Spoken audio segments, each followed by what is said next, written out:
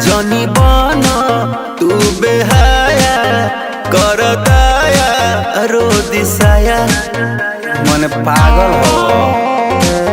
अरे हट ना